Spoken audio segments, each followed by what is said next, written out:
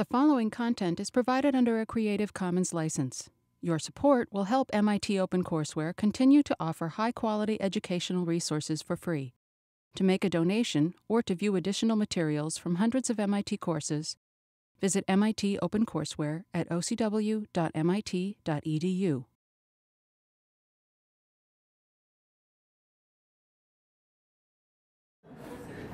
All right, good afternoon, everyone. Today we are going to have two topics. In the first half, we are going to discuss visual illusions. And in the second half, we are going to talk about prosthetic devices for the blind. What I would like to start with is, again, to send out around the attendance sheet. So please put your name to it. And then in addition, I'm going to send around some handouts, one for each person. I will hand them out in both directions. Thank you. The handouts we're going to look at, I'll refer to them specifically as we go around. And I also will show pretty much the same handouts, figures in the handouts on the screen. All right, so for the first half of the presentation today, we're going to talk about visual illusions. Now, the main emphasis of what I'm going to talk about will be an attempt to convey to you what kinds of procedures one can use to get a better sense of why we see in illusions what we see. Some of these approaches are strictly behavioral, and some of them have involved experiments carried out on a more thorough basis using electrophysiological procedures and so on. But those I'm not going to talk too much about. But I will relate what we can figure out to how the visual system works. Now, because of that, I will emphasize them, the hundreds of illusions, and I will emphasize those that allow us to think about why we see what we see. Now, one of these illusory effects is the so-called Hermann grid illusion, and that's the one I'm going to start with, because it's a fascinating illusion. If you look at this, what you see is that at the intersections, you see sort of smudges. And so the big question arose as to why we see these smudges.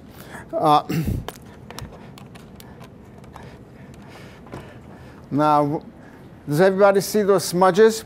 If you look at the handouts, I also show you, pay attention only to the back page, to the front page, the one on the left, which says the Hermann grid illusion. So if you look at that, either on your handout or you look at it on the screen here, you see these smudges at the intersections, not where you're looking at, but in the smudges other than where you're fixating. Does everybody see those smudges? Okay. So the question arose why we have these smudges. And back in the 1960s, an investigator came up with a rather clever idea of why we see these smudges.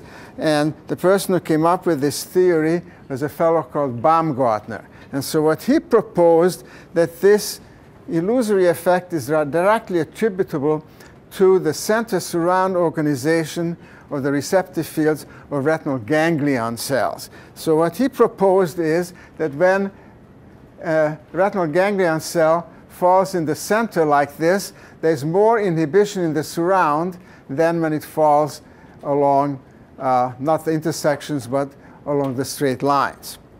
And because of that, there's more inhibition here than here, and that's why we see the smudges. Now, that was a very attractive theory, and in fact, it has appeared and still exists in many textbooks that you read about illusions and about vision in general. Now, okay, so here is the exact description that I just made.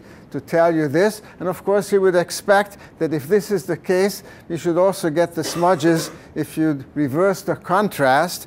And in fact, that is true. So here, once again, you see the smudges, maybe not quite as sharp, but in this case, it's whitish smudges, whereas in the previous case, this one, you have darkish smudges. So that kind of fits with that basic idea. But then subsequently, people began to play around with various conditions to see when you do and when you don't get this smudge effect, and to see whether that would fit with this theory. Now, that's the basic tenet in just about everything that psychologists and neuroscientists working in the visual system do. They try to critically examine various hypotheses, and doesn't have to be just illusions. It can be a whole bunch of other things. And they do this then by systematically manipulating things in experiments. They can present these things just under free viewing conditions, as I'm doing it in terms of these handouts, or you can do it under more controlled conditions where subjects can look through a tachistoscope or something like that. All right, so anyway, let's now look at this in a bit more detail and see what's wrong with this theory. Well, first of all, if you look at this figure, what you can see here, that you can see the smudges irrespective of the size of the overall display. Now, that's a problem because, of course, the size of the receptive fields in the retina and the center surround arrangement is constant. So if it were that sharp arrangement that we described about the way the center and the surround are activated by the intersections and the non-intersections in the display, that should not apply to different sizes. It should only work then for a particular size where you approximate that. Now, I will elaborate on that in more detail in just a minute. Now, another bug that arose here is that if you now turn this display just 45 degrees, all right, so that it's a diamond rather than a square, the illusory effect has declined considerably. And then to make this even more problematic, and this appears in your handout on that back side of the first page, what you can see here is that when you make the lines arranged in such a fashion that at slight angles to each other, then you don't see the illusory effect at all, whereas when this, and here, you also see it a little bit less, but still slightly visible. But here it's not visible at all, and you can compare that even better on the handout there. So the question is, why would that be? Because, well, give me another example here. Here make serrated edges. I don't know if the people in the back can see the serrations. Those of you in front can see the serrations, and when you do that also you fail to see it. And the problem here, of course, is that if you make these slight changes in the angles of the intersecting lines, or you make them serrated, the center-surround antagonism should be the same. And yet, such a small change causes the illusory effect to disappear. So that then in itself questions the Baumgartner theory. Now, there are several other factors that enter into this. This is a very subtle one. If you look at this side, okay, we have different shades for the lines. Okay, we have the on this side we have the darkened lines. Okay, in front, and in this case we have them in the back. And here you see the illusory effect, and here you don't. And once again, how can that be if the illusory effect is due to the center-surround antagonism? Even more dramatic is when you do this with colors. Here you have, again, the colored lines in front, and here you have them in the back. And here you can see homonymous shades. All right, this is darker yellow and so on. But it's the same color, but a little bit darker at the intersections. So here you get a pretty good illusory effect, but once those white lines are in front, you get very little effect at all. So that then denotes a number of problems with the theory. And then one more effect is that when you present these stimuli at isoluminance, you don't get an effect at all. So that then raised some serious questions about the illusory effect. And then a quantitative study was undertaken to see just what is the layout of the receptive fields in this display. And so here what we have is the display. This area, this square here, is exactly 5 degrees from your fixation. Okay? And you can calculate the number of midget and parasol cells that are activated by that square area. And you can see in total there are more than 360 cells that are being activated in that little region. And here's sort of a display, in this case, of only the on cells. And you can double that by having the off cells in the same location, saying that there's just no good correspondence whatsoever in the number of ganglion cells that are being activated and how the central surround is truly laid out at a point where you get a very good smudge effect with this illusion. So this then, taken all together, raises the issue then, if indeed there's a retinal phenomenon, why is there no fit here? And so it does look like that it's unlikely that this illusion can be explained by the center surround antagonism theory. So then another theory was advanced, claiming that this doesn't take place in the retina, but instead that it takes place in the cortex.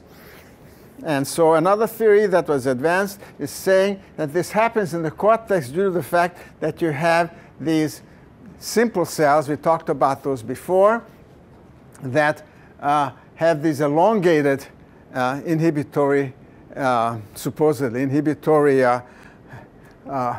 surrounds.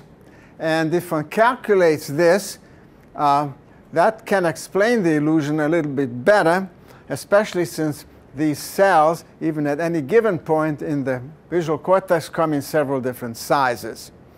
So that's an alternate theory, but still further research needs to be done to be able to verify whether this theory is more valid than the central surround theory in the retina, which certainly is totally wrong. So I think maybe in another 100 years, they're going to drop the Baumgartner theory out from textbooks and general reviews of illusions and vision. Okay, so now I want to show you one more illusory effect, which is a variant of the illusion that I just shown you. And this one is something that can drive you nuts, I suppose, and that appears on the second front page, the second sheet, I should say, of the handout.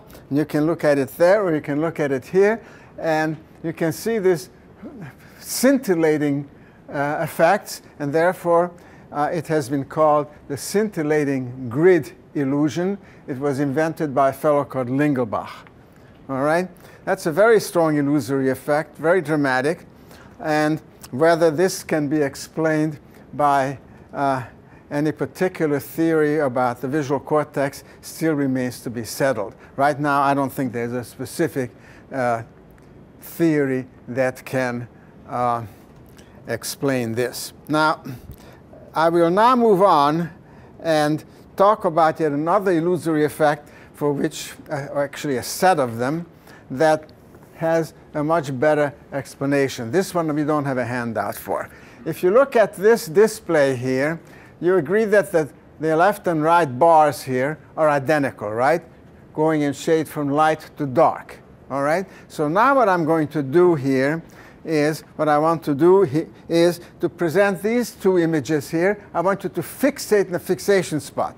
And we'll count till about, I don't know, 20, say, keep fixating.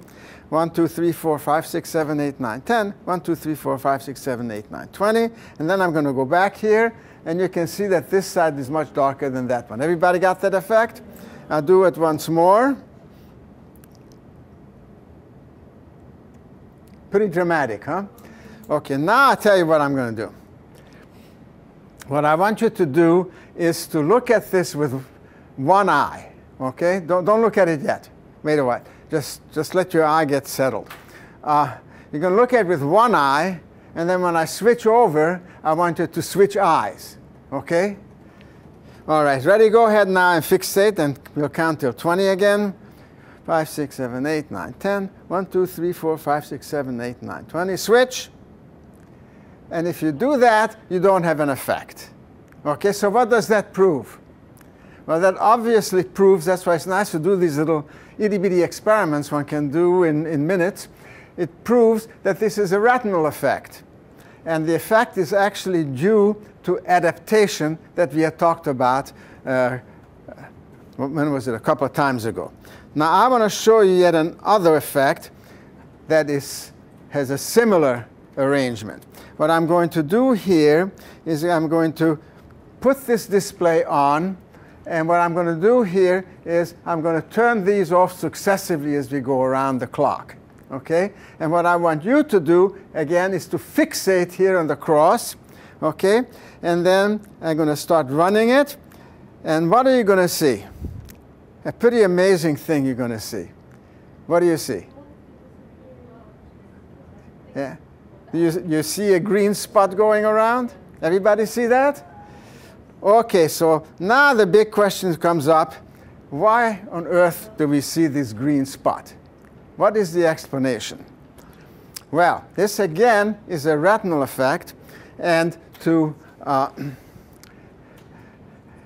test this in more detail, we have to go back to what I told you about color vision. And when I told you about color vision, if you remember, we did that experiment with Gaussians, that if you look at the color circle, all right, and then you adapt to a stimulus here, which is pretty similar to what was on the screen, then the after image is on the opposite side, cutting across the color circle.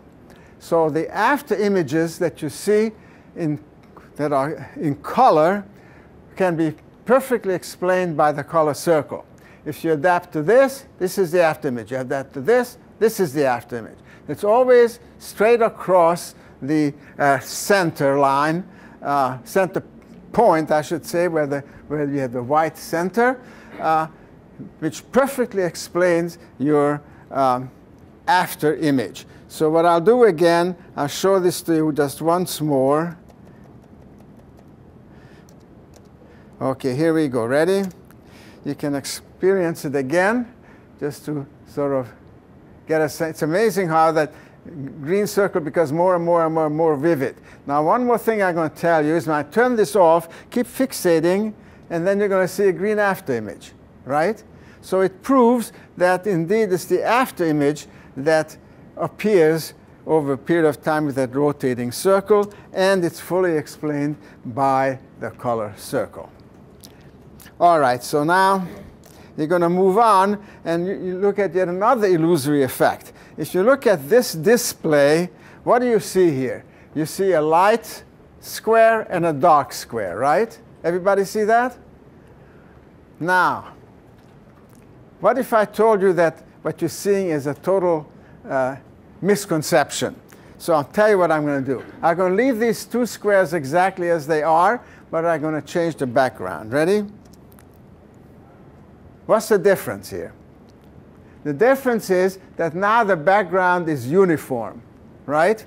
And you can see these two squares are indeed identical in contrast, right? But now if I go back to the previous one, if you look at it more carefully, you can see this goes from light to dark. Of course, the projector makes this look bluish. It shouldn't be, but that's OK. And it's a gradual shift in the illumination level that fools you to think that one is light, the other is dark. And that has to do heavily with the fact that the receptive fields of cells in the retina have center-surround organization, and they're sensitive to local contrast differences. That's their makeup. And so until I pointed out to you, you can't even tell that this is a gradual shift. And if they did not change in color, it would be harder to tell. And it has to do with the fact that you're making local comparisons. And because of that, to make a distant comparison, you are inaccurate about it. So this illusory effect, again, can be readily explained on the basis of what we know about the central surround organization of receptive fields in the retina. OK, now, if you look at the same thing in color, which is not, doesn't come up too well of here because of the projector, but still you can tell that these are not the same color, OK? Again, because of the gradual shift, color shift in the background, but exactly identical they are as they had been before. So this works not only for contrast, but it also works for color. Now, some illusory effects don't work for color, and some do. All right, so now, yet another related effect that I'm sure some of you have seen before is if you look at this circle, you agree that it's uniform in color. Now, if I cover half of it with dark and the other with light, it still looks pretty the same. Maybe it's a little darker here than here. But then, if I put a partition here, as you can see here, then this side definitely looks darker than that side. OK? So this, again, looks at contrast effects, and we'll talk about these contrasts in just a minute, a bit more detail. Next, let me turn to another illusory effect that you can see in many, many textbooks, which is called the wallpaper illusion. If you look at this, I'll come to that in a second in your display, where it will appear on the back of the second page. What you see here, it looks like that these are not parallel lines. I shouldn't say lines, but parallel black and white squares. It looks like that they're going like back and forth like that. OK? That's quite dramatic. And so now we can ask the question, how come we see this? What is this due to? It could be due to the way they are aligned. It could be due to the fact that there's space between them, that gray space. And so one can do experiments like the one you have on your next page there. Let me first of all prove that indeed we have parallel lines here. These are fully parallel lines. Let me go back and forth to convince you.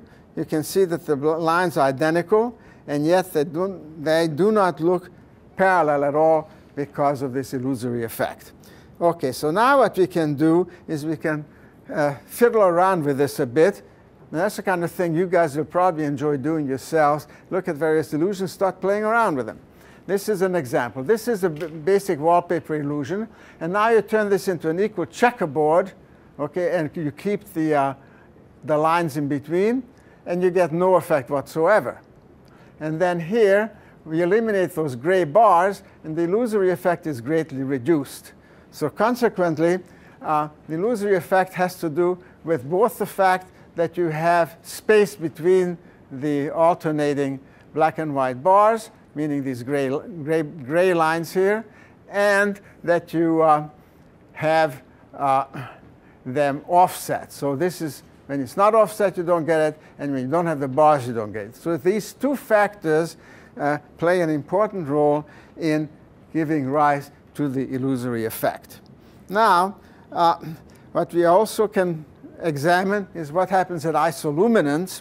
And in this case, once again, what happens is that the illusory effect is still there, but it is reduced under isoluminant conditions. And this is not that isoluminant, actually, because of the projector. But when it's perfectly isoluminant, then the illusory effect is largely lost. All right, so now we have a variant of this illusion, which is fascinating. And this one I will show you on the next page. OK? And if you look at just this display, you are convinced that we have lines that are alternating that are tilted back and forth, right? Well, is that really true? Well, it turns out if you take a bunch of red lines here, that are perfectly parallel, okay? And then you superimpose those on the display, you can see that actually the display is parallel, okay? The reason it doesn't look parallel is due to the way these individual little pieces that you're not even conscious of are arranged. So let's look at that in more detail. What we have here, let me add here one more thing. At isolumens, you get practically no effect. So these illusions, this one and the previous one, heavily depend on contrast differences. Okay, so here we go. Here's the basic illusory effect. And the way this was constructed is shown enlarged on top. Alternate lines have the 1, 2, 1, 2, 1, 2, 1. Okay? What you have in the top line and the third and so on, you have them in this orientation. Here you have them reversed. And that vague hue is what somehow provides the illusory effect for you. Now, if you make all the lines similar, okay, in other words, you don't reverse the alternate lines, then what you see here is actually the bars are all tilted slightly upward, okay? And because of that, the illusory effect is not as dramatic as this one, but you still have it. All right? So, what then you can do with this is to enlarge on this effect as shown here. It looks like that you have somehow a very unequal set of lines, as a result of which you do not have a bunch of clear-cut squares. And if you again superimpose true parallel lines to it, you see that they are actually parallel. All right, so that then explains that illusory effect in terms of how we somehow integrate information of shape that we are not even aware of to have a perception of a whole thing. Now, that's not much of an explanation. It doesn't tell you what neurons are involved or anything like that, but it gives you a general concept of how that illusory effect is created. Now we come to yet another fascinating illusory effect, and that one is in the next few pages in the handout. So if you take the back side of page 3, you will see this illusory effect here. Does everybody see that? Now this illusory effect is one which gives you a sense that you have a whole bunch of swirls. All right? Does everybody see those swirls? Instead of seeing 1, 2, 3, 4 circles, you see some swirls. And you say, what on earth is giving us that sensation? So what you want to do then is to look at it analytically. And what you see here is you have alternating black and white squares, first of all. And you say, well, is alternating black and white squares the central point? But then if you look at it more closely, you can see this is, I don't know how they came up with this one. What you see here, if you look at each of these, that there's a gradual shift as you go around the circle in the orientation of the square. So this square becomes progressively, very slowly, more rotated. Okay? And that goes around the clock, and that's true for every one of those circles. And you can say, well, is it due to the black and white squares? Is it due to the change in the orientation of those squares that you're not even aware of? Or what? So, what kind of experiment do you do to check this out, to come up with some understanding? What kind of game can you play? Well, the first game you can play is you can say, well, let's eliminate these slight changes in orientation. Okay? And so what you can do instead, as shown on the next page, is that you have a bunch of circles, black and white circles, which are all the same. And as you can see here, there's no swirls. You have 4 circles. Very clear? So therefore, obviously, the squares changing their orientation in a subtle fashion going around in the clock is very important in introducing this illusory effect. Well, then you can say, okay, but is that all of it. And so what we can do here, as shown on the next page, is we can maintain the orientation shift, but we can make them all the same contrast as we have here. And when you do that, you have a rather weak illusory effect. There's still a little bit left maybe, but it's kind of weak. And then if you instead make it isoluminant, you get sort of in-between effect. So on the basis of that, we can conclude that very important in this display is that you have a gradual shift in the orientations of these squares. And that in turn suggests that somehow the way these squares activate orientation selective cells in V1 plays an important role in giving rise to this strange illusory effect. OK, so now what we are going to do is to look at yet another illusory effect, which has a different source. And that one is the famous Müller-Lyer illusion. The fact is that these two bars here are identical in size. Do I have a picture like that? OK. But when you put these inducing elements, as we'll call them, OK, on there, you swear that this one is longer than this one is. OK. So now we can ask the question, what kind of manipulations can we undertake to see what that is all about? And let me come back to that in a minute. So what you can do here is to make the inducing elements and the bars different in color or in contrast, and you still get a strong illusory effect. Okay? So making them isoluminant or making them opposite in contrast does not eliminate this illusion. So the theory that somebody has come up with is shown here, which I'm not sure I buy, but that's nevertheless a theory. It claims that the brain interprets these two displays as differences in depth, as if here we had a protruding edge in a building inside, or a receding edge, as shown here. And that difference that we almost unconsciously, if you will, interpret as being in different depths is what gives rise to the illusion according to this theory. Of course, there's a simpler theory, simply saying that we just integrate these two bits of information. All right, so now we can ask the question, if you have illusory effects of this sort, is this something that really takes place higher up in the brain, or does it take place in the retina, where we cannot separate these inducing and testing elements? Well, the way you can do this, I'm going to show you another illusion which is similar to this. Here we have the so-called Ebbinghaus illusion.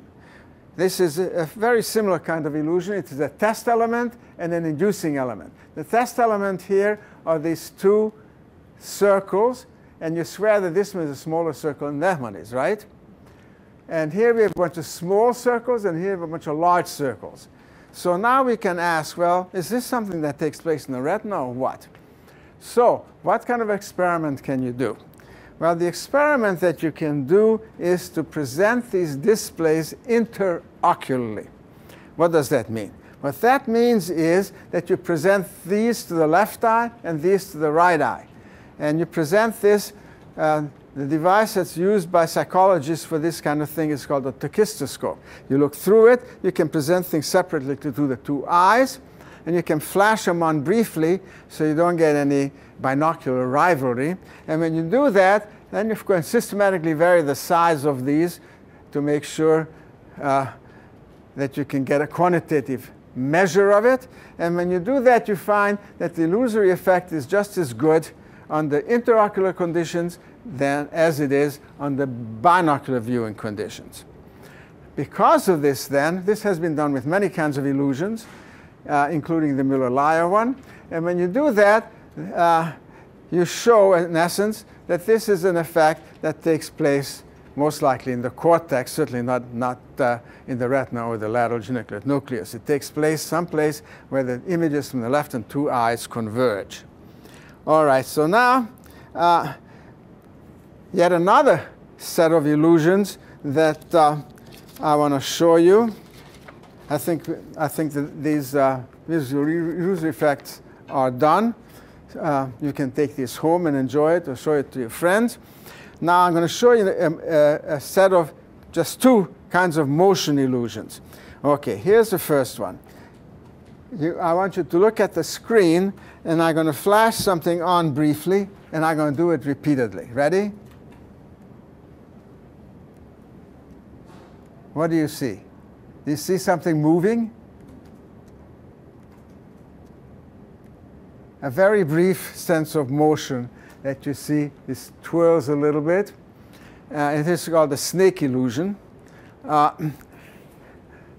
which is really curious. This has again appeared in quite a number of textbooks. And we do not have a really good explanation for it. But we have another one which I think is related. OK, so what I'm going to do here, this is called the waterfall illusion. So what we are going to do here is I'm going to set this in motion. In this case, I don't want you to fixate. What I want you to do, you just can keep looking at it in various places. You can look here, here, here, here, and so on. OK? And I'm going to let it run for a while. And then I'm going to stop it. OK? And I want you to tell me what is your after effect. Ready?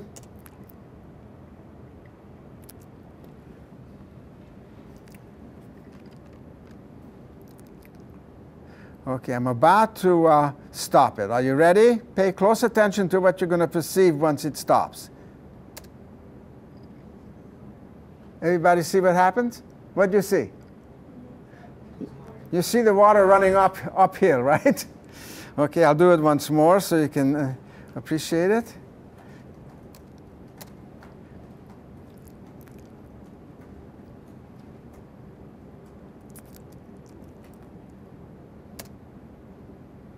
Pretty nice, huh? OK, so this illusory effect is one that also occurs interocularly. And it has been shown that when you record from area MT, we talked about the fact that area MT is a region where cells respond selectively to direction of motion. Well, but people have shown that if you, for an extended period of time, a minute maybe or whatever, you stimulate a cell in MT with this kind of a display, then after you stop it, okay, the cells with the opposite sense of motion will discharge some, which then is attributable to the upward sensation that you have. So it's clear enough that this is something that does take place predominantly by virtue of direction-selective cells and probably by direction-selective cells in area MT. All right, so then what we are going to do here is we're going to look at some other limitations and ambiguities in perception. And in particular, you're going to examine some figure-ground relationships. The first one I'm going to show you is this one. If you look at these two diagonals, okay, A and B, they certainly look very, very different, don't they? Okay, one looks shorter and a different angle. But now if I eliminate the trapezoid in the surround, you can see that they're actually identical. Okay, I'll show it to you again. Pretty dramatic.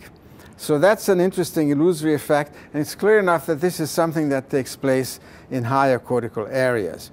Yet another one here that I'm going to show you also has something to do with figure-ground relationships, which has been extensively studied, especially by Gestalt psychologists, and I spoke about this a little bit the last time.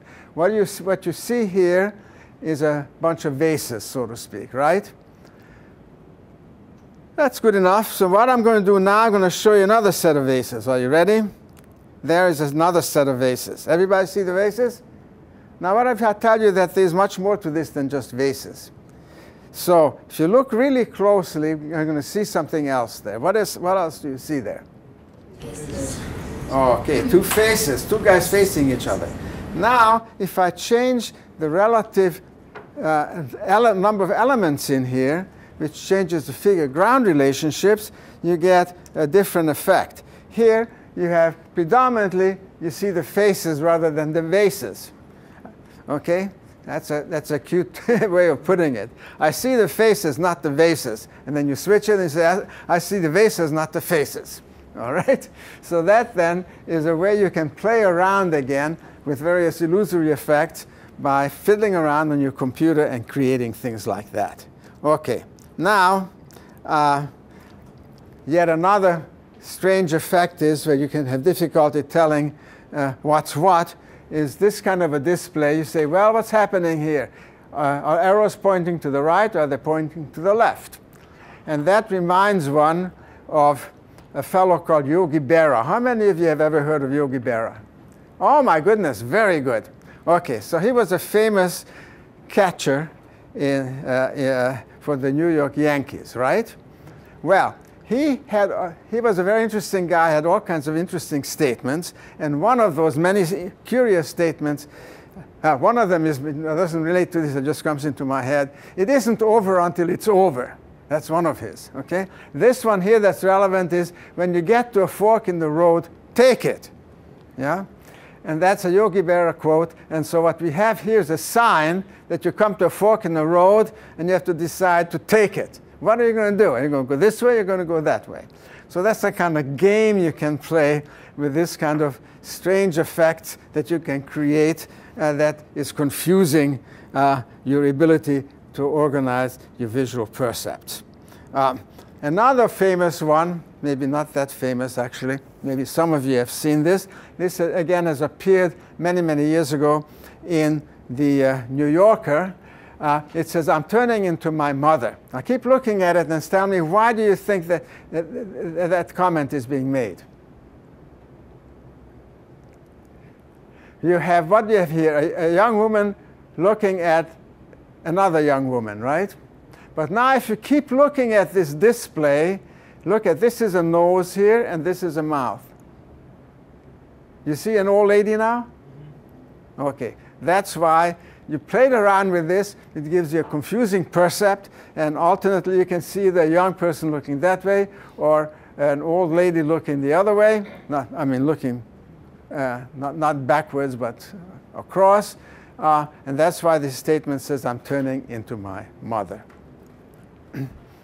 So the essence here is that playing around with these kinds of illusory effects is a lot of fun, and we all very much enjoy looking at illusions, and some of us like to play around with them to try to figure out what their existence is for their reasons. Now I want to show you one more, which I think is very appropriate at this time. This is the famous Greek key motif. Everybody's seen this, I presume. Does everybody know where this is displayed actually in several places? In the Senate. Okay, whenever you have a picture of the Senate building, you will see this. All right? Now that's a little bit amusing, actually, if you think about it. So this has become symbolic of democracy. And considering just what happened most recently, we could almost say that perhaps what's happening here is that we cannot tell whether we see this guy or this guy here going around, okay? And one of them you could say, oh, these are the Democrats, these are the Republicans. And you have sort of a conflict as to which ones you see, all right? And that in a way is symbolic of what's going on today. Now, but to educate you a little bit, which I suspect probably most of you know already anyway, this Greek key motif has its source in the so-called myth of the labyrinth that had imprisoned the Minotaur. Does anybody, who knows who the Minotaur is? Oh, very good. Many of you do. All right, so the Minotaur was a creature that was half bull and half human. All right? And what happened, according to this myth, and let me tell you this myth, and it's a bit of a risque thing, there was a king called King Minos, whose wife Pasiphae, I'm not sure how you pronounce it properly, is the one who had intercourse with a bull and gave birth, had intercourse with a bull, and as a result of that gave birth to the Minotaur, which was a half bull, half human monster, if you will. All right?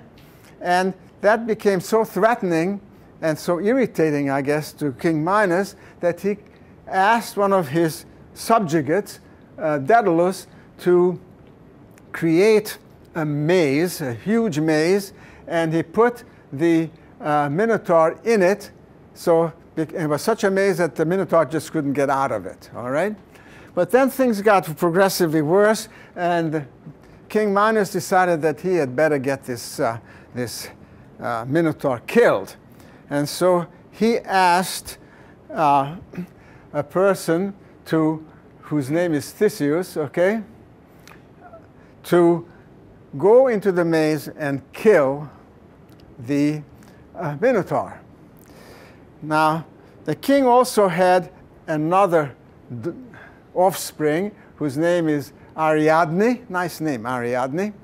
And she said to Theseus that if you take a ball of thread and you walk through the maze, once you do what you have to do, you can follow the thread back, and that way you can get out of the maze. So that's what Thesaurus did, and then he went on and killed the Minotaur. Now the story didn't end there, because somehow, for reasons I'm not sure I know the details anymore, King Minos had a fallout with Daedalus, and he jailed Daedalus and his son Icarus. And while they were in jail, they tried to figure out how they could escape. And so Daedalus fashioned a pair of wings made out of bird feathers and wax, and then put it on Icarus. And then Icarus, by doing this, he could fly. Okay? And then he flew and escaped from the prison. But unfortunately, he flew fairly high up where the sun was very hot. That melted the wax, and Icarus sadly fell to his death as a result. So that's quite the story, and that's something that obviously some of you already know, and those of you don't, you will probably remember, as so many Greek myths are just fascinating ancient old stories.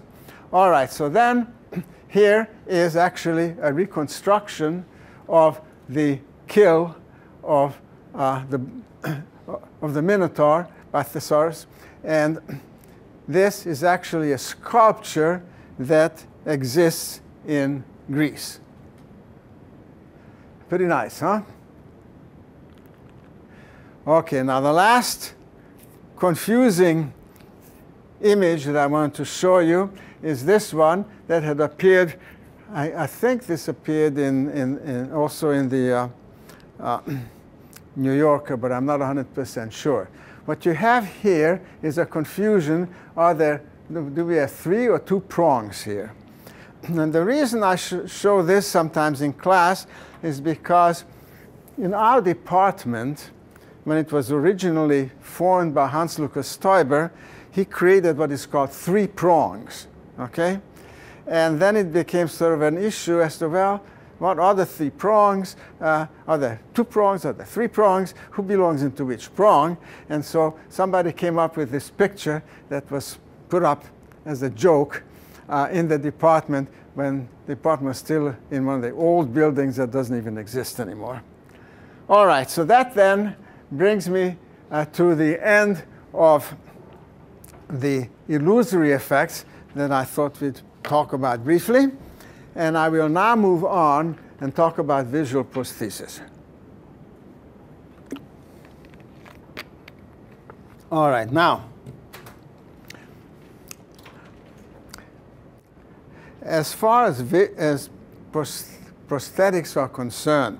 You're going to hear quite a bit about that from Chris Brown, because in addition, an auditory prosthetic device, the cochlear implant, has become an incredible success.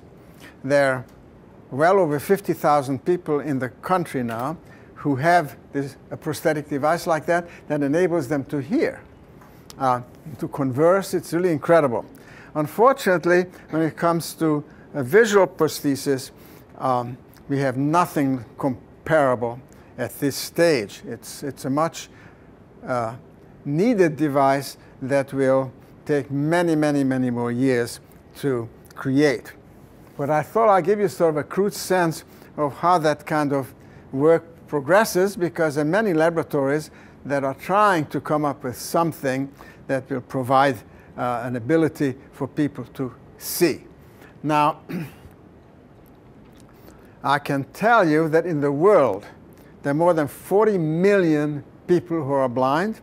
In the United States, there are more than 1 million individuals who are blind. So because of that, it's a huge number. It, of course, is extremely desirable to come up with some device to do this for you. Now, this is a very, very long history, and people have tried all sorts of things. One of those is to try to induce your ability to see something in the world that you normally see with your eye by putting it through some other sense. Now, a simple example of that is Braille, all right? Everybody knows what Braille is, right? That's, you can use your hand to feel something that has protruding elements in it that can be shown in terms of letters. And so if you get into an elevator and you can't see, you can feel it, and then you can push the right button to get to the right floor, okay?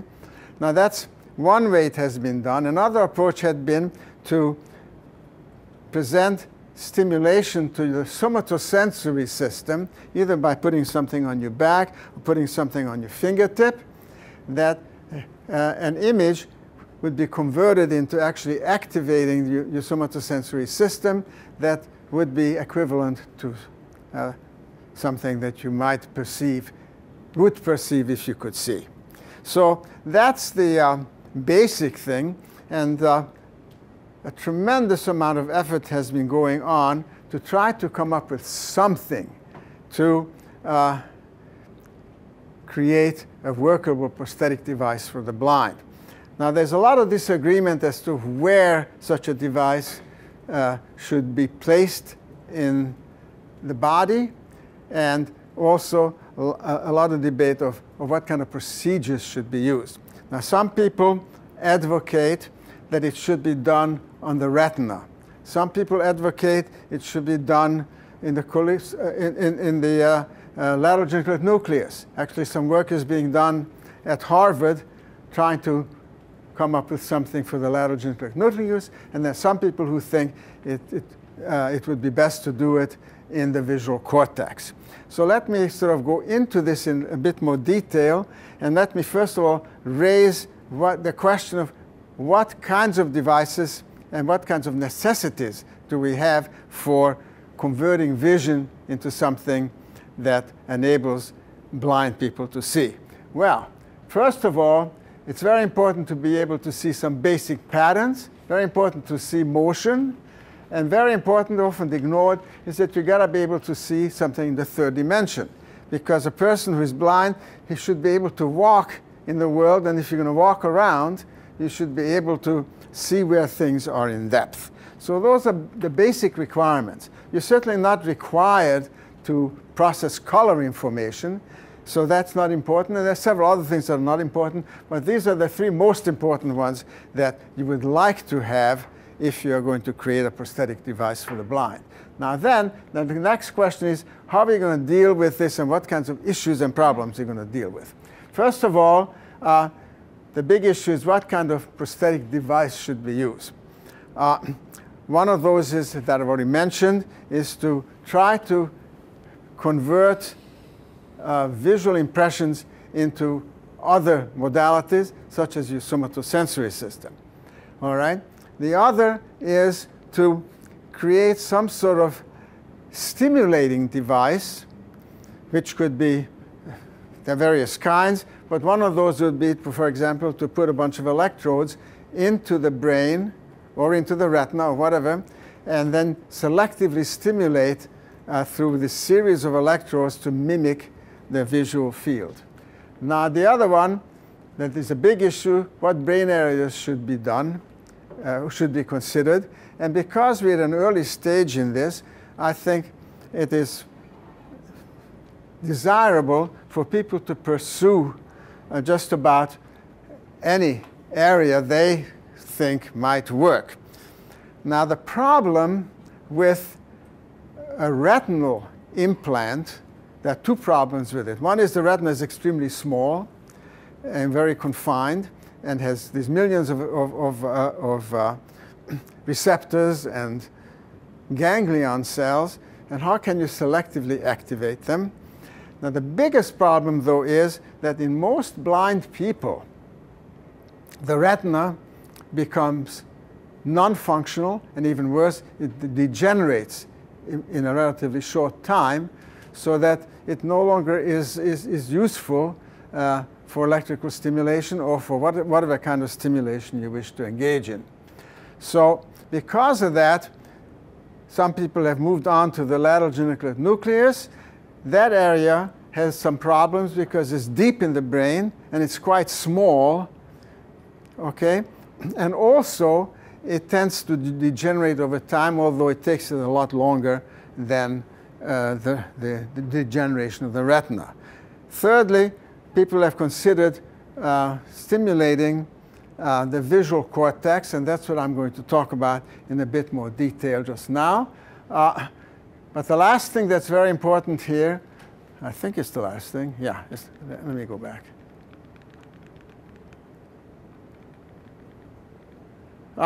Sorry.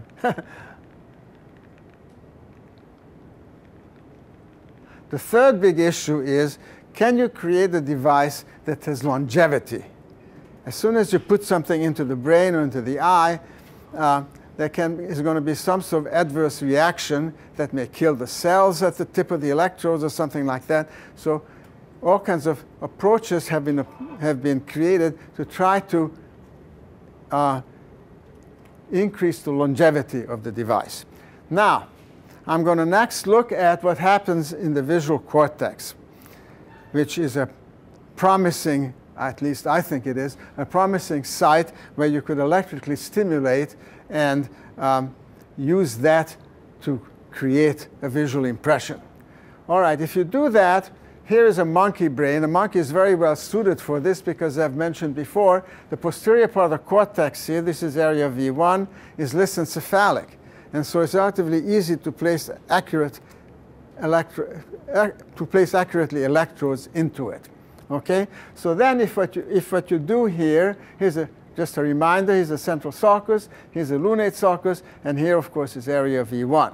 If you now take the contralateral hemifield, that projects into this region. Okay, this is shown out to about 5 degrees. That will go to around here, like that. Okay? So now the next big question is, that initially had been done actually in humans, what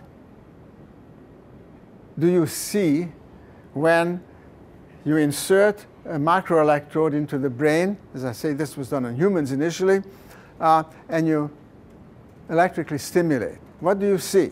Now, this work was done by Brindley many years ago, and he discovered that when you electrically stimulate in the human the primary visual cortex, what you get is a small star-like image. All right? So that's what he found, and so that then triggered a great deal of research, including work in monkeys, to determine what could be done to create a prosthetic device that might just work.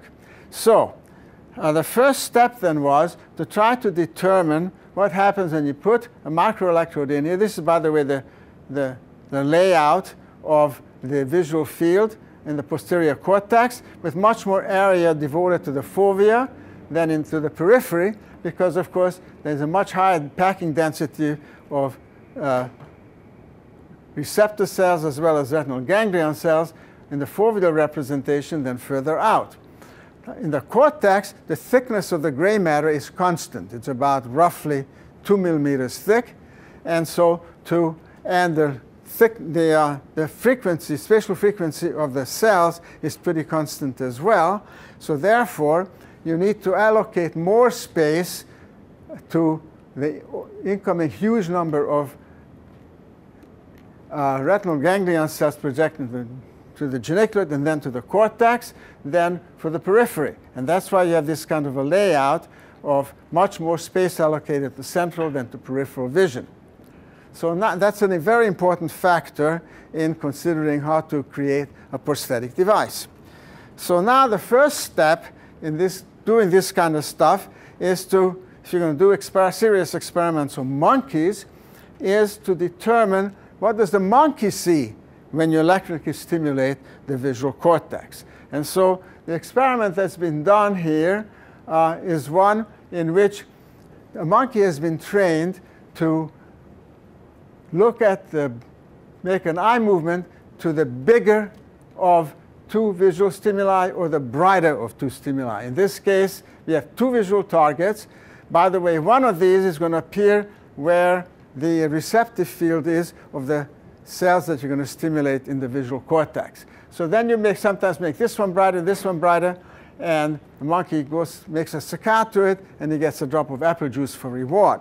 And then you can systematically vary the relative size of the two stimuli to see what kind of a function you get. And the same thing you can do for the relative brightness of it. And then on some trials interspersed with those trials, you present an electrical stimulation with the visual target and see which one does the monkey go to. And then you systematically vary as I said, the brightness or the size of those stimuli. Okay? We vary contrast in this case, and in this case we vary the size. Okay?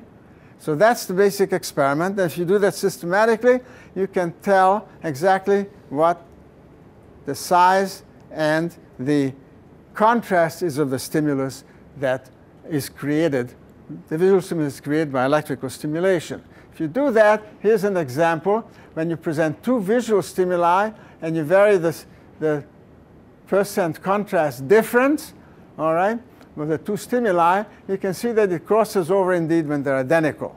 So that tells you that this system works. It says these are identical. And the same thing is true for the size series. So this way then, if you do the same experiment with electrical stimulation, you can find out where this 50% crossover point is. This is for contrast, and this is for size. So then you can establish this for slightly different locations in the visual field. And if you do that overall, you come up with a summary statement which says that when you use currents between 20 and 120 microamps, okay, and eccentricity is between 2.5 and 3.5 degrees, the contrast of the visual percept created in monkeys is 6 to 12%, and the size is between 15 and 20 minutes of visual angle. Now that's quite small, fortunately. So it's a local little spot, like a star-like image. Now, what do we mean by 6 to 12% contrast? So let me tell you this. That's a useful thing for you to memorize.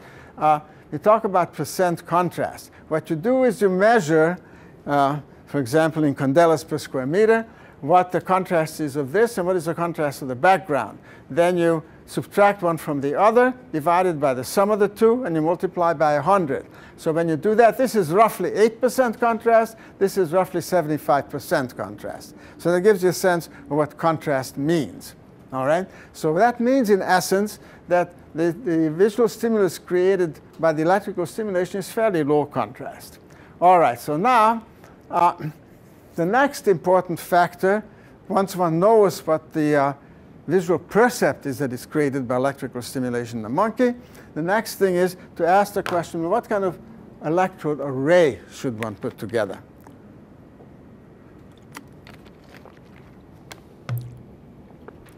All right. Well, the big issue here has to do with the so-called magnification factor that I just talked about. So let's look at this analytically. First of all, I already mentioned this. You have a very high packing density of photoreceptors in the fovea and much lower density further out. And so what you have is that this display goes through the optic nerve up to the visual cortex, to the lateral geniculate nucleus. So that's the basic arrangement, meaning that there are many, many more retinal ganglion cells per unit area that impinge on the visual cortex near the fovea than in the periphery. So then to examine this, here we have again another picture. Here's the geniculate again. Here's the fact that the cortex is constant in thickness. And here's the layout of the visual field on the posterior cortex, with more area allocated to fovea than to periphery. All right, so now I've shown you a variant of this before.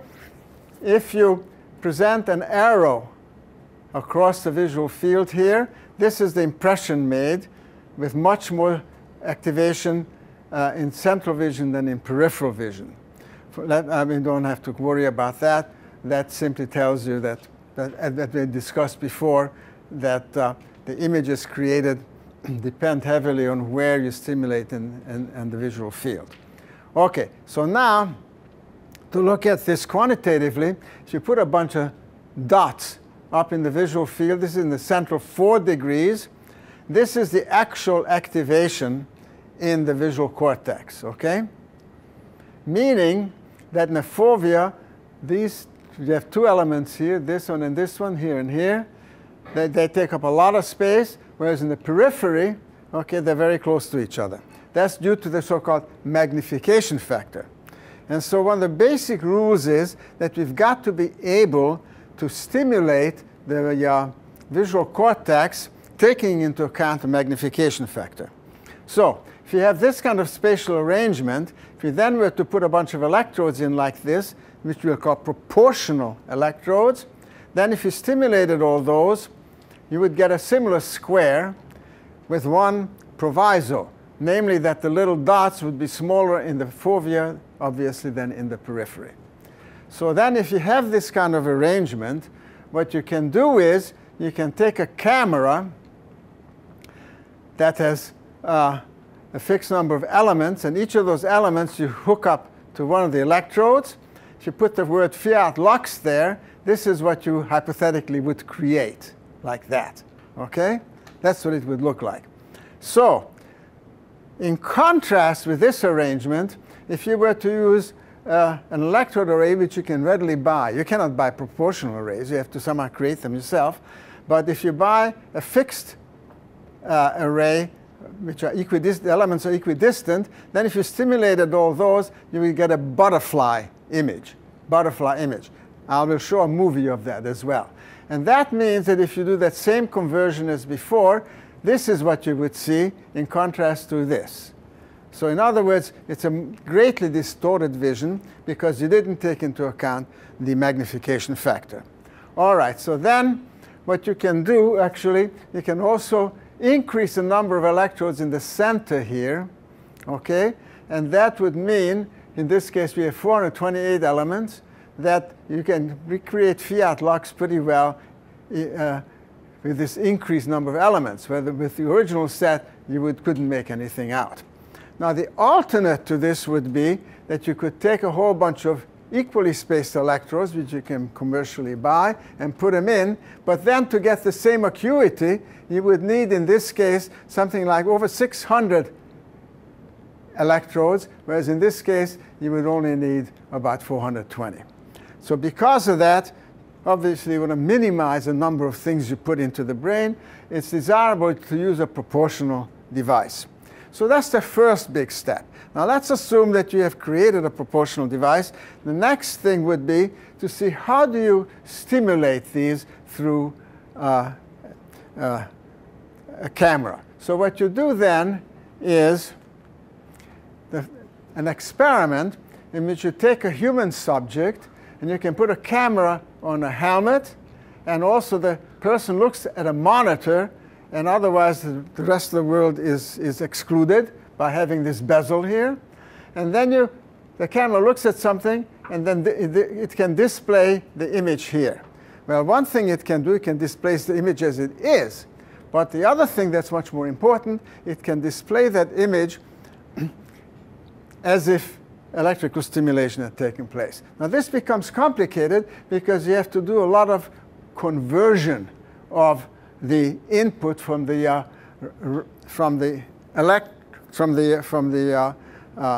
camera to the computer that's going to then drive the electrodes. Now the first important point, I mentioned this before, is that if you present a small spot, this is actual real data here, you present a small spot in the center of a small array of cells in the visual cortex, you get a vigorous response, whether it's light increment or light decrement. But if you lose a larger spot, you get no response, meaning that the cortical cells look at local differences. That has a lot to do with what we talked about with the illusions.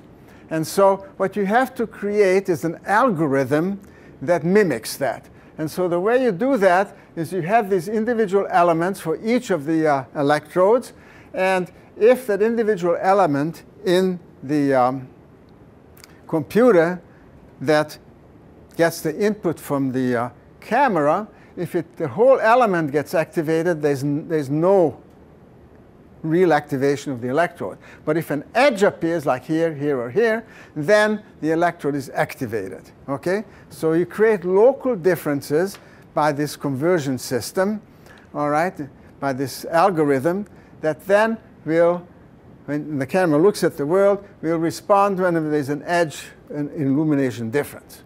Okay, so now the way this looks is like this. Again, as I've told you, whatever is in the foreview looks, the dots are smaller than further out, but that's okay. So that's the basic activation system.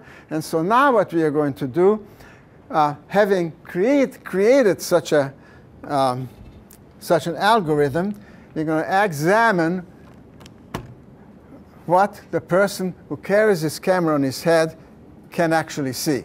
Now, the way this can be done, you can either physically move the stimuli in the world, or the person looks at it and can slowly move his head around. Okay? So,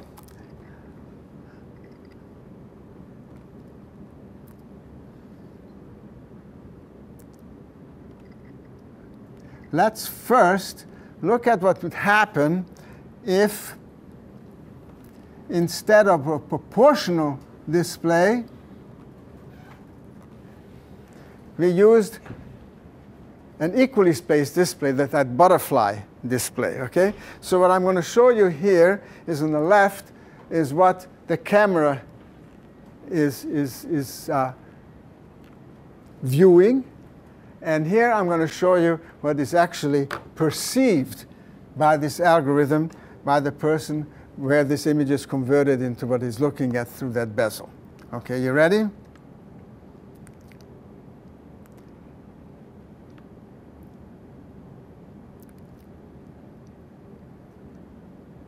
I mean, you don't see a square at all, right? What you see is because you're not taking into account the magnification factor, you get a huge distortion.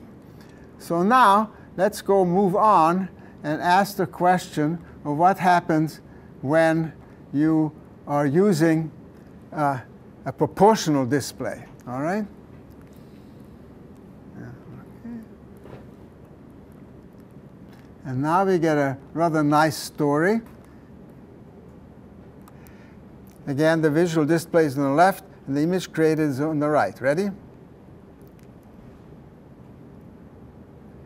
So the rule, therefore, is that you must use a proportional image, proportional display, that can be done either by having it truly proportional, as you put it into the visual cortex, or by having an equally spaced array in the computer computes the proportional arrangement. But the disadvantage of the latter is that you need many, many more electrodes. All right, now what I'm going to do is I'm going to show you whether you can read something when you use a proportional display like that. And in this case, we're going to have a bunch of big letters, and either the letters are going to move slowly across the visual field, or your head is going to move slowly with the camera like that to view that display that's up on the wall. Okay? So if you do that,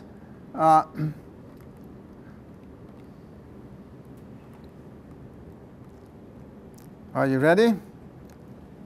See if you can read it.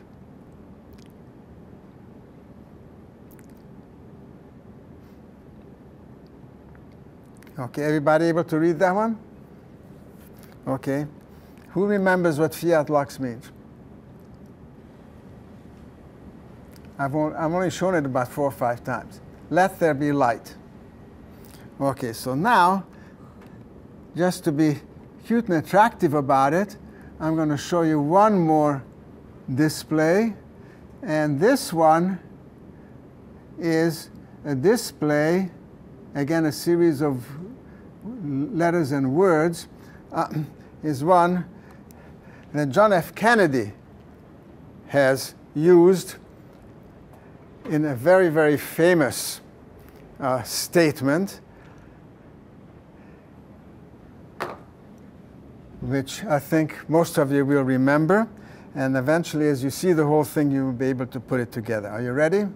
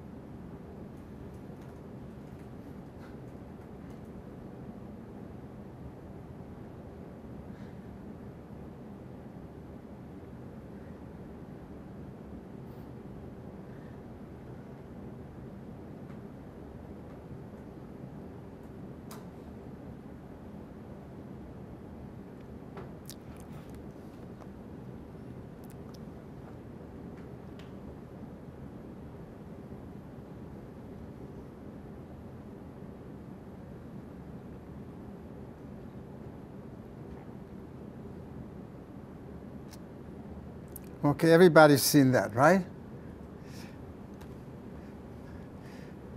People nowadays, because of what's going on, are less inclined to take his advice.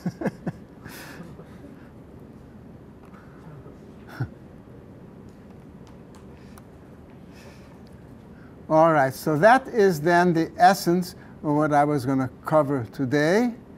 And so let me now provide you with a brief summary. I will start with the prosthetics then, okay?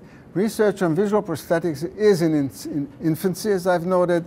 A great deal of basic research is needed before such a device can become effective. That's very unlike what you're going to hear about the auditory system. The brain area that holds considerable promise for the prosthetic device based on electrical stimulation is area V1. A prosthetic device for electrical stimulation of V1 must take into account the magnification factor. That's absolutely essential, and too many people are ignoring it. Now, in a different color, we're going to talk about the illusions. There is no unitary explanation for the great many visual illusions extant. I pointed out to you that different illusions have different sources and different explanations. The most popular theory explaining the Hermann grid illusion based on the center-surround organization of retinal ganglion cells is incorrect. That's a polite way of saying it's all wrong. A more likely theory is the one that assumes that area V1 cells are involved.